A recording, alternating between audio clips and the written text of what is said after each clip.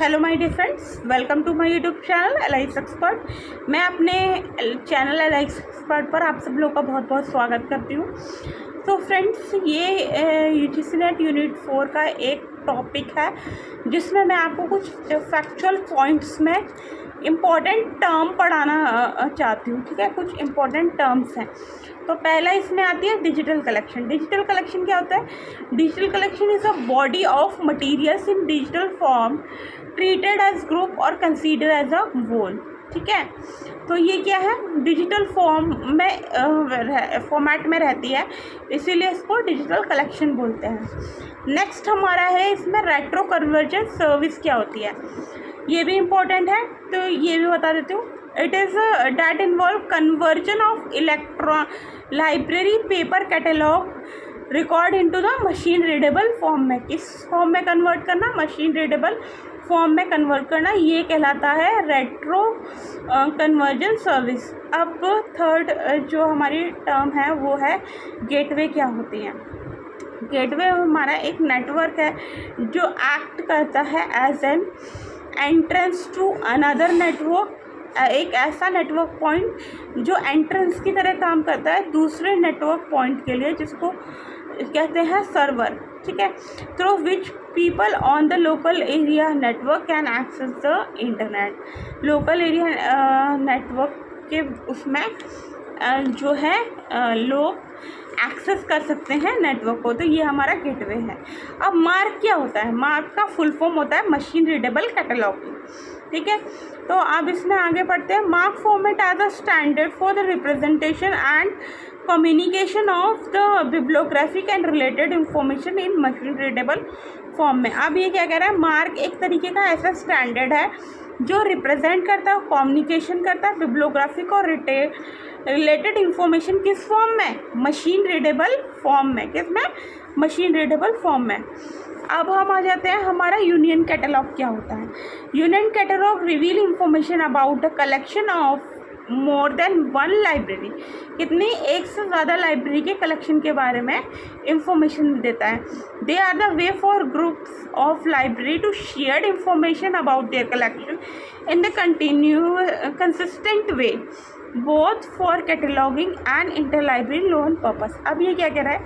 ये इसमें कह रहा है कि यूनियन कैटलॉग में क्या जो है एक या एक से ज़्यादा लाइब्रेरीज आती हैं और अपने रिसोर्सेज को शेयर करती हैं। किस बेसिस पे? या तो वो कैटलॉगिंग करेंगी, ठीक है, या फिर वो इंटर लाइब्रेरी लोन बेसिस पे करेंगी। तो हमारा यूनियन कैटलॉग एक तैयार हो गया उसमें। ठीक है, तो इंफॉर्मेशन की डुप्लीकेसी ना हो, इसीलिए हम एक तरीके का यूनियन कैटलॉग, एक सेम तरीके का कैटलॉग मेंटेन करते हैं इसमें सारी चीज़। अब इसमें एक पॉइंट और मैं आपको बताना चाहूँगी, सेंट्रलाइज्ड डेटाबेस क्या होता है। Centralised databases in the library is a single and unified system that store all institutional catalog include catalogs, patron information and digital collection। अब ये क्या कह रहा है? ये सेंट्रलाइज्ड डेटाबेस एक तरीके का लाइब्रेरी में एक तरीके का सिंगल और यूनिफाइड सिस्टम है जो स्टोर करता है क्या? सारे इंस्टीट्यूशनल डेटा को। ठीक है, जिसमें आता है कैटलॉग की इंफॉर्मेशन भी, पैट्रॉन की इंफॉर्मेशन और उनका जो डिजिटल कलेक्शन है उसकी भी इंफॉर्मेशन उसमें रहती है। ठीक है, अब ये तो टर्मिनोलॉजी सारी मैंने आपको बताई, ये इम्पोर्टेंट फैक्चुअल पॉइंट डिस्क्रिप्शन ही है। ठीक है, या पॉइंट्स का डिस्क्रिप्शन मैंने यहाँ बताया। अभी जो मैंने लास्ट पॉइंट 2 कवर किए हैं लाइब्रेरी कंसोर्शियम और नेटवर्क की, उनकी भी डेफिनेशन वो इम्पोर्टेंट पॉइंट्स है, लेकिन उनको मैंने डिफ़ाइन नहीं किया। उनके क्या क्या एग्जांपल्स है वो सब आपको क्लियर कर, तो इस वीडियो में मैं उनको भी डिफाइन फैक्चुअल पॉइंट का डिस्क्रिप्शन आपको दूंगी। तो हमारा लाइब्रेरी नेटवर्क क्या होता है? लाइब्रेरी नेटवर्क हमारा होता है, it is an interconnected group of libraries collaborating to shared resources, catalog data and services. These cooperation optimize budget prevention and duplication of material and expand patrons access to the wide digital and the physical collection beyond a single library wall। अब ये क्या कह रहा है? ये कह रहा है कि इसमें एक तो इंटरकनेक्ट होती हैं बहुत सारी ग्रुप्स ऑफ लाइब्रेरी, कोलैबोरेट करती हैं, शेयर करती हैं अपने रिसोर्स को, कैटलॉग करती हैं डेटा को और प्रोवाइड करती हैं।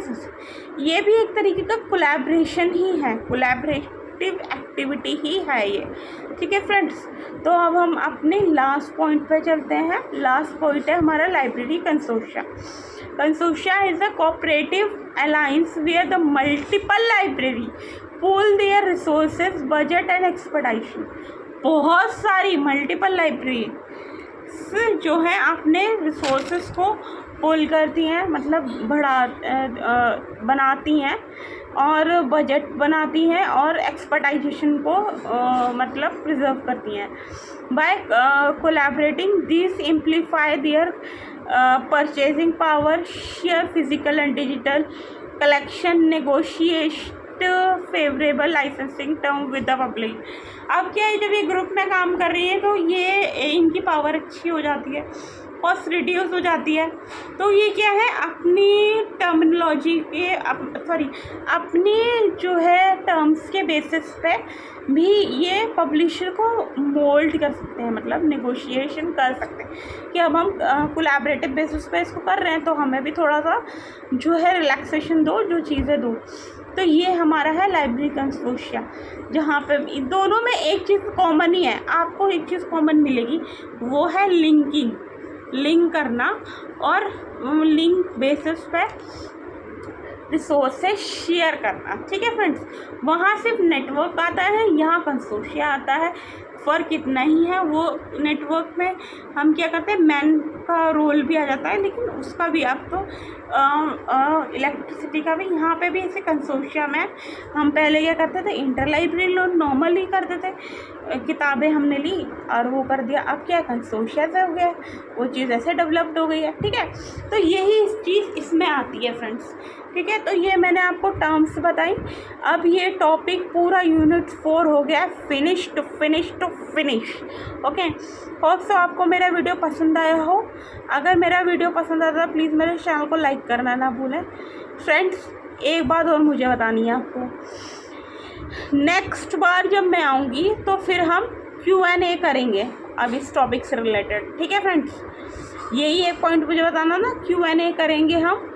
Q&A बहुत ही इम्पोर्टेंट है क्योंकि Q&A से हमें जो है, हम क्वेश्चन जब तक नहीं लगाएंगे तो तक हमारी रिलेबिलिटी नहीं बनेगी। तो रिलेबिलिटी मेंटेन करने के लिए क्वेश्चन आंसर ज़रूरी है। ये एक पॉइंट रह गया था, वो भी मैंने आपको बता दिया। तो ये अब हो गया फिनिश एंड फिनिश। ठीक है फ्रेंड, होप सो आपको मेरा वीडियो पसंद आया हो। अगर मेरा वीडियो पसंद आया प्लीज़ मेरे चैनल को लाइक करना ना भूलें, बेल आइकन पर क्लिक करना ना भूलें और सब्सक्राइब करना तो बिल्कुल भी नहीं। Thank you so much friends and have a great day.